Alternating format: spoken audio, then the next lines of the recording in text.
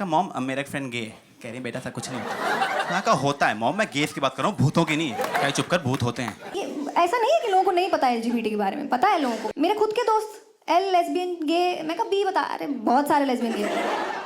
ऐसे वीडियोस कितने फनी लगते हैं ना। हम इन वीडियोस को देखकर ठहाके लगाकर हंसते हैं, लेकिन हम में से ऐसे कितने लोग हैं जो वाकई LGBTQ समुदाय यानी थर्ड जेंडर को सही तरीके से समझते हैं। पिछले वीडियो में हमने देखा कि पेरेंट्स कितनी भी आस क्यों ना लगाएं, लेकिन प्रकृति का अपना एक तरीका है ये निर्धारित करने का कि होने वाला बच्चा लड़का होगा या फिर लड़की। और इस चेन में जो सबसे महत्वपूर्ण कड़ी रह गई थी वो ये कि इस बात की भी संभावना है कि होने वाला बच्चा ना तो लड़का हो और ना ही लड़की, बल्कि कहीं बीच में थर्ड जेंडर हो। ज्यादातर लोग थर्ड जेंडर को इंटरसेक्स से जोड़कर देखते हैं, यानी कि वो शख्स जिनके जेनिटल्स यानी जननांगों में किसी तरीके की गड़बड़ होती है। लेकिन ऐसा भी हो सकता है कि शारीरिक रूप से पूरी तरीके से लड़का या लड़की दिखने वाला शख्स भी थर्ड जेंडर हो। हैरानी की बात यह है कि दुनिया भर में पैदा होने वाले हर 2000 बच्चों में से एक बच्चा थर्ड जेंडर होता है। बावजूद इसके इसके बारे में खुलकर बात नहीं होती। तो सवाल ये है कि ऐसा क्या बदल जाता है कि लड़का या लड़की के रूप में पैदा होने वाला बच्चा थर्ड जेंडर के रूप में विकसित होने लगता है।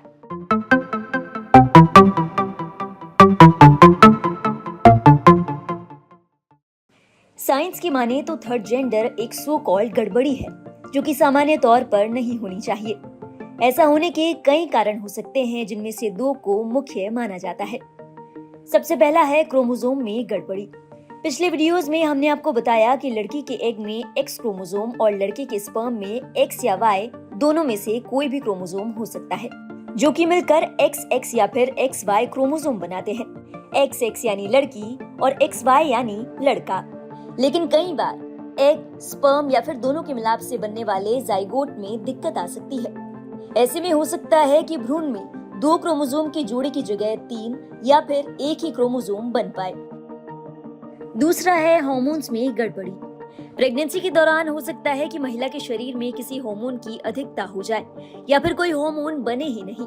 इससे बच्चे के लिंग पर असर पड़ सकता है। उदाहरण के लिए एक बच्चे का विकास लड़की के रूप में हो रहा हो, लेकिन किसी कारण से महिला के शरीर में मेल हार्मोन की अधिकता हो जाए या फिर फीमेल हार्मोन बने ही नहीं, और ऐसे में बच्चे का विकास लड़के के रूप में होने लगे। या फिर इसका उल्टा कि बच्चा लड़का हो लेकिन महिला के शरीर में फीमेल हार्मोन की अधिकता हो। इस हार्मोन के उतार चढ़ाव के कई कारण हो सकते हैं। एड्रेनलिन ग्लैंड के द्वारा बनाए गए हार्मोन्स भी इन्हीं में से एक है। एड्रेनलिन ग्लैंड किडनी के ऊपर एक टोपी-नुमा चीज है जो कि कोर्टिसोल हार्मोन के साथ कई सारे सेक्स स्टेरॉइड्स भी बनाता है। इनमें इम्बैलेंस होने से बच्चे का लिंग प्रभावित हो सकता है। ऐसे ही शरीर में बनने वाला एगोमेटीज एंजाइम, जो कि मेल हार्मोन एंड्रोजन को फीमेल हार्मोन ईस्ट्रोजन में बदलता है, इसकी गड़बड़ी से भी बच्चे का लिंग प्रभावित हो सकता है।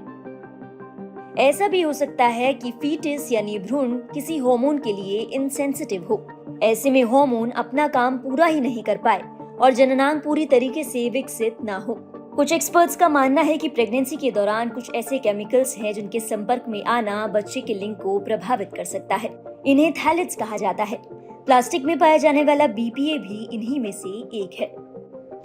LGBTQIA, इसमें हम बात करेंगे I यानी इंटरसेक्स टर्म के बारे में। इंटर यानी बीच का और सेक्स यानी लिंग या फिर जेंडर। ऐसा शख्स जिसके जननांगों को देखकर ये पता न लगाया जा सके कि वो लड़का है या फिर लड़की, और इस केस में भी कई संभावनाएं बनती हैं। जैसे हो सकता है कि एक शख्स के पास लड़के और लड़की दोनों के जननांग यानी टेस्टिकल्स और ओवरीज हो। ये अलग अलग या फिर साथ में जुड़े हुए भी हो सकते हैं। इसे ओवोटेस्टिकुलर डिसऑर्डर कहा जाता है। कई केस में लड़कों के पास फिलोपियन ट्यूब और यूट्रस भी पाया जाता है। इसे पर्सिस्टेंट मुलेरियन डक्ट सिंड्रोम कहा जाता है। बाहरी अंगों में भी फर्क हो सकता है, जैसे कि जन्म या प्यूबर्टी के समय किसी का क्लिटोरस पीनिस की ही तरह बाहर निकल जाए या फिर लाबिया ना हो। ऐसा भी हो सकता है कि किसी का लिंग बहुत छोटा हो या फिर साथ में वजाइना की ही तरह एक कट मौजूद हो। थर्ड जेंडर के बारे में बात आती है तो ज्यादातर लोगों का ध्यान जननांगों की तरफ ही जाता है, लेकिन ऐसा भी हो सकता है कि शारीरिक रूप से पूरी तरीके से लड़का या लड़की दिखने वाला शख्स भी थर्ड जेंडर हो। ऐसे लोगों को ट्रांसजेंडर कहा जाता है।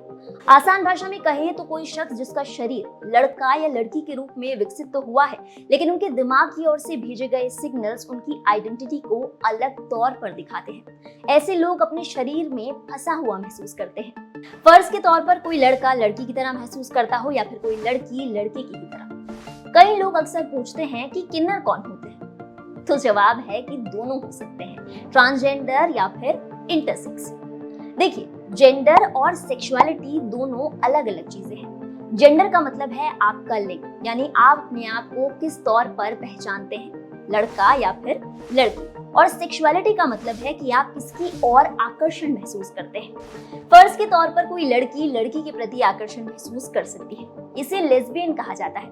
कोई लड़का लड़की के प्रति आकर्षण महसूस कर सकता है, इसे गे कहते हैं। कई बार थर्ड जेंडर की अदर टर्म्स को दिखाने के लिए भी गे शब्द का यूज किया जाता है, तो कंफ्यूज ना हो। बी का मतलब है बाइसेक्सुअल, वो लोग जो लड़के और लड़की दोनों के प्रति आकर्षण महसूस करते हैं। ट्रांसजेंडर तो मैं आपको बता ही चुकी हूँ। क्यू का मतलब है क्वेयर, वो लोग जो अपनी सेक्सुअलिटी को लेकर श्योर नहीं है, वो इस बात का अंदाजा नहीं लगा पाते कि वो लड़की के प्रति आकर्षण महसूस करते हैं या फिर लड़की के प्रति।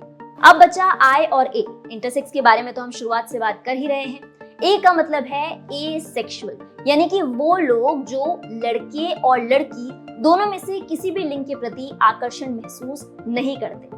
हालांकि ऐसा नहीं है कि ऐसे लोग प्यार जैसी भावनाएं महसूस नहीं करते, लेकिन ये लोग वो लोग होते हैं जो शारीरिक संबंध बनाने में बिल्कुल भी दिलचस्पी नहीं रखते।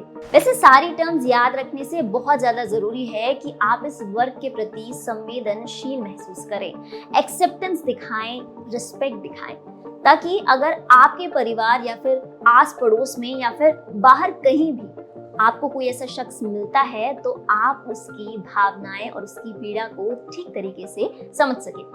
और एक जरूरी बात, थर्ड जेंडर किसी भी तरीके की बीमारी नहीं है, तो इसका इलाज भी मौजूद नहीं है। इसके लिए ना तो माता, ना ही पिता और ना ही होने वाले शख्स यानी उस बच्चे को ब्लेम किया जा सकता है। हालांकि कुछ लोग अपना सेक्स बदलवाने के लिए सर्जरी का सहारा लेते हैं, लेकिन ये भी पूरी तरीके से उन्हीं का डिसीजन होना जरूरी है।